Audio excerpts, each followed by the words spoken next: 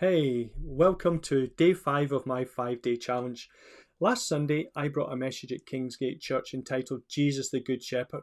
And for the 5-day challenge, I'm going to take one sentence from that 20 minutes, introduce a thought, and leave you with a question to think about as you go through your day. So here we are at day 5.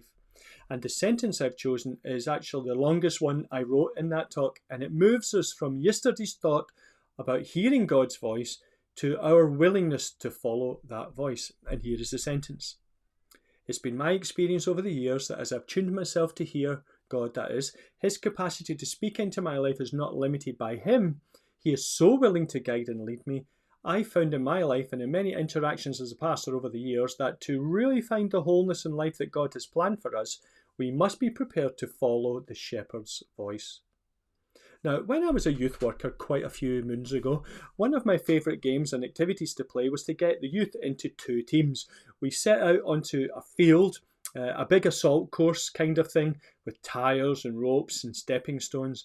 And then one from each team had to race the other person from the other team from one end of a course to the other with a bucket of water. And the winning team was the team that got most water from point A to point B in the time that was allowed. It was a very simple age back then. The twist in the tale, however, was introduced at the last minute, that the water carrier was blindfolded and then spun around and around before they were handed the bucket of water, and then the team would shout instructions to that one person on how to get from A to B on the course. Now, in 10 years as a youth worker, not once, ever, did a team decide that only one person would shout instructions. The excitement got hold of everyone and there was just an explosion of shouting and screaming.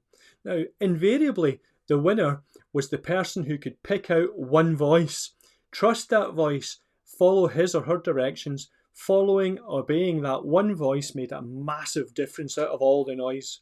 So I'm sure you're ahead of me on this thought already. Jesus said in Luke chapter 11, verse 28, God will bless all who listen to the word of God and carefully obey everything they hear. So here is my simple question for this, the final day. What's your obedience level? Now you can check it out by asking God. You can ask Him, is there anything in my life that is not pleasing to you? I personally love to reflect and pray the words of Psalm 19, which says this: God, your words are more precious than gold, much pure gold. They are sweeter than honey from the honeycomb. By them your servant is warned. In keeping them there is great reward. But who can discern their own errors? And here's the prayer. Forgive my hidden faults. Keep your servant also from willful sins. May they not rule over me. Then I will be blameless, innocent of great transgressions.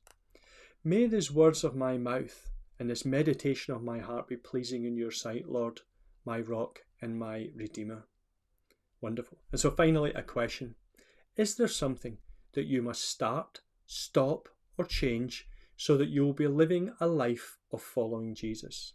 Again, is there something you must start, stop, or change so that you'll be living a life of following Jesus? Thank you so much for tracking with me on this 5-day challenge. I hope you found it helpful. Please drop into the comments any feedback. I'd love to hear from how it's gone with you. Peace and grace on your day.